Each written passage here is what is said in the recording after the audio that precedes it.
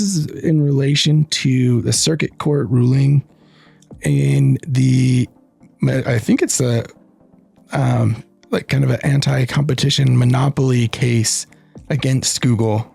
It's a crazy time. Very. I know there was a forwarded email that was an internal email showing that they were using the traditional ranking signals as a way to fine tune their training for the AI mode and AI overviews. I believe we should be fostering camaraderie and love and debate and healthy professional, because I think that's where truth and progress is found, is having the opposition. What's up, everybody? Welcome to Run Radio, your go-to podcast for all things digital marketing and growing your business with your hosts, Quinn and Brian. Just kidding. I was bringing it back. Bringing it back. All right, you guys. Boy, today's a tricky day. So we've got some updates that we want to share with you that we'd found on X, on Twitter. We've got a couple other updates on our business that we want to share with you guys, and some wins that we're seeing both with our clients, and some quick things that you guys can try out for your own business. But before we get into any of that, we do want to do just a quick recognition of kind of current events. Today so we're recording this on 9/11. Obviously, we've got flags out. We are honoring and remembering those who have passed and those who have served.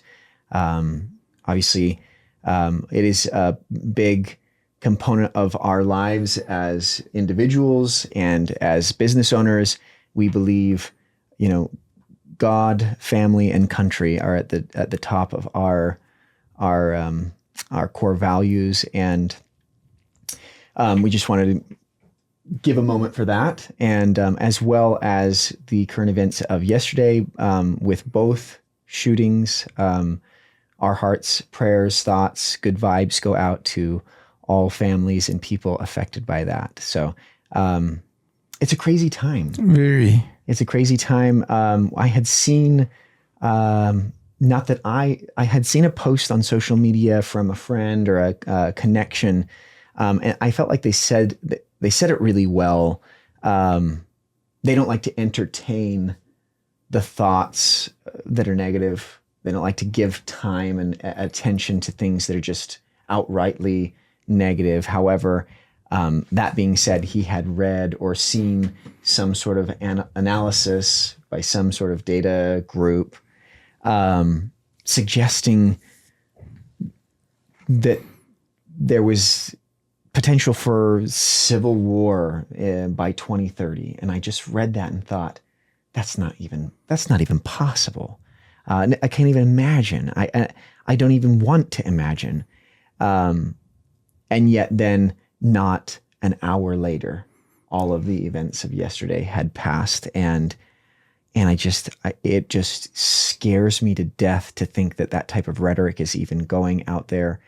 I believe we should be fostering camaraderie and love and debate and healthy professional, because I think that's where truth and progress is found, is having the opposition. My personal religious beliefs is that there must needs be opposition in all things. That is why we're here, to learn for ourselves, and opposition is good. It's in that discourse, in that dissonance, that cognitive dissonance, is where growth takes place and progress takes place. And so I want to make sure that our voice, both from my personal perspective and us as Run Digital, is out there, that we do not, we wholly condemn violence and in any sort of way, certainly political violence.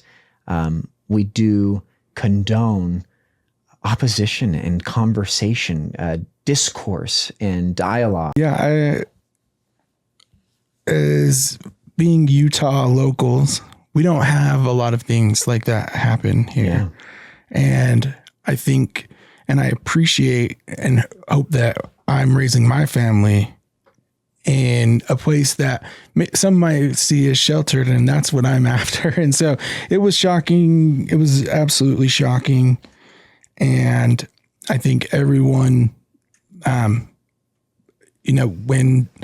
when something like that happens and you see it on a text message through family or friends, from people that were there, it makes things a lot more close to home, and both physically and, metaphorically close to home. Yeah. Yeah. And so I think that's something that when we see on the news and it's somewhere else and we don't know the people, as even though, they're our fellow countrymen, there's a separation there. And this was much bigger than that. Yeah.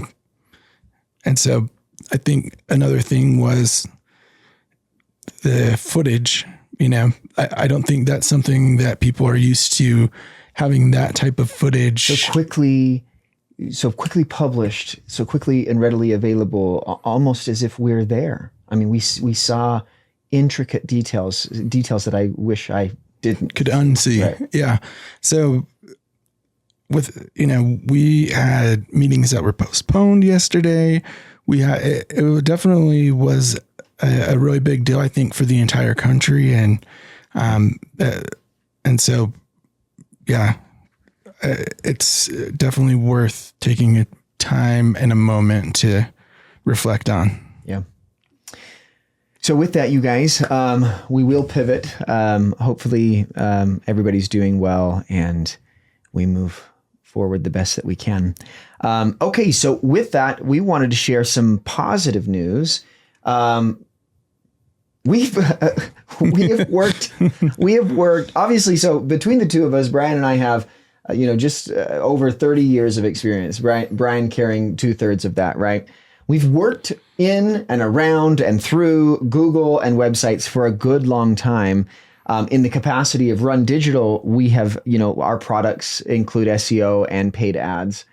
And in all that time, we have not yet had a certification. I'll let Brian dive into this, that we desperately have wanted, but we finally can say that we have. Yeah. So, and part of that is a little bit of an administrative thing on my part. But we finally have our Google Partner Badge. It's up on our website. I think one thing that happens is there are a lot of agencies that you'll go and everybody's got their Google Partner Badge on their site, but you'll notice a lot of them don't actually click. I think people just throw up the logo for it and say, yeah, here you go. And so we just needed to go through and complete some clicks and make it happen. So it was well worth the effort to go and have that added, because it doesn't just represent you and I, it also represents our team. That's right. And so it's great to be able to give our team that recognition as well, because our team has worked hard on making sure they have certifications and growing as digital marketers. And so I like having that, and whether potential clients or existing clients are swayed by it or not, I at least hope our team sees that and say, yeah, there's our merit badge. Yeah. Yeah. I think it's important to call out a couple things here. One, we're invested in our people. We have historically been, and we are continually investing in our people, whether or not they are anticipating stay with us. We want to help them grow their careers and their skill set. And if they do stay, obviously that's mutually beneficial. And so we have promoted both monetarily and otherwise to have our internal people get certifications and grow and deepen their skill set, master their craft. And so that's something to be said about it as well. Something that you might consider is, are the partners that you're working with today, do they have these types of signals that show that they're not here for quick wins or, get in, get out, quick churn? But these are the types of things that you would see a partner who's in it for the long haul, who wants to see your success grow, this is going to be a signal for that. So you might check that out. If you do see that Google Partner badge out there, maybe give it a little click and see if it goes anywhere, because that's an indicator. If that goes somewhere and shows the certification, you know that they officially have it, and otherwise they may not.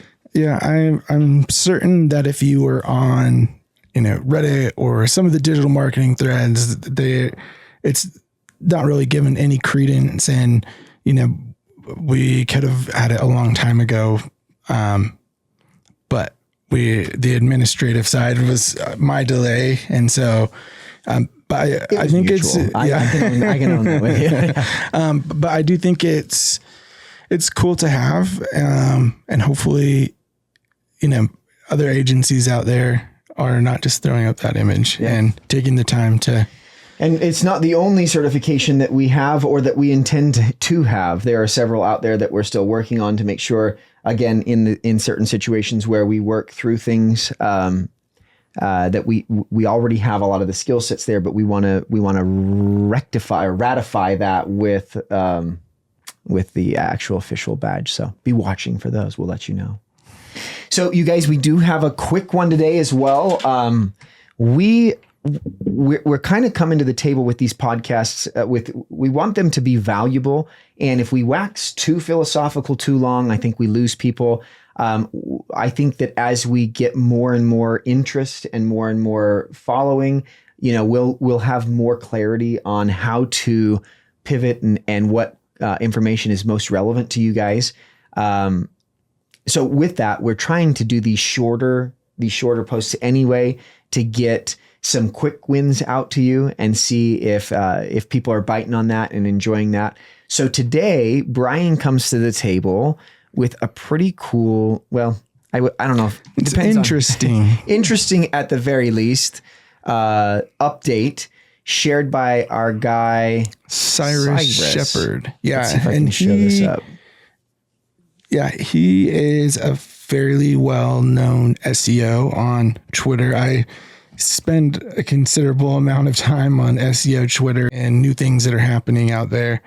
And so he shared a very interesting post, and this is in relation to the circuit court ruling in I think it's kind of an anti-competition monopoly case against Google. I can't remember what they call those, but yeah. So let's give a little explanation here. Basically, what we're seeing here, Cyrus has got 3 images. And we'll kind of walk through what they're saying, but we've got basically a legal documentation here that shows a court hearing where the plaintiffs are requesting basic standardized information inside Google's large, and I think the language that they say is like domineering, or let's see, what does it say? Dominant database, because basically they've been crawling and indexing for so long that it's really difficult for competitors to come in and compete. There really isn't competition, and there hasn't been for a long time, which is why we often say like the behemoth Google, because they're so large and so far ahead of crawling and seeing and knowing what's out there on the web. It's difficult for anybody to come in. So the plaintiffs here are actually requesting for 6 different key components to the index that would be what they're considering not proprietary. So they're not asking for algorithmic proprietary information. They're specifically asking for data that would be, quote, reasonable and proportional to help fix the harm of Google's exclusive agreements, is what we're seeing here. So let's look at some of that. I mean, some of this might be more in the weeds than you care, but unique doc ID or for each page or document that they've crawled, a map of the doc IDs to their URLs, when the URL was first seen, when it was last crawled, a spam score, and a device type flag. Give the edge. Yeah, it will help level the playing field, supposedly. And so it's just interesting to be in this industry for so long and see how much interest is shown to seeing under the hood at Google. I know last year in 2024, we had a Google leak that came out that was internal documentation of a lot of these different ranking signals. And so I know a big one that came out was nav boost is how it was referred to internally.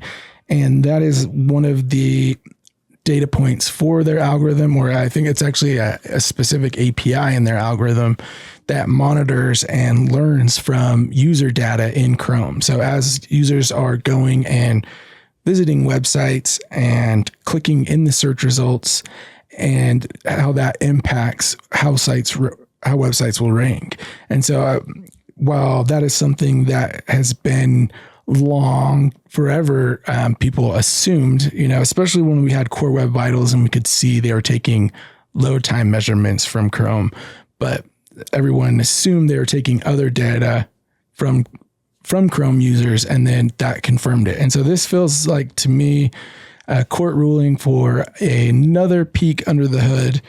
And it's interesting to see what they have chosen and requested to help level the playing field for their own platforms.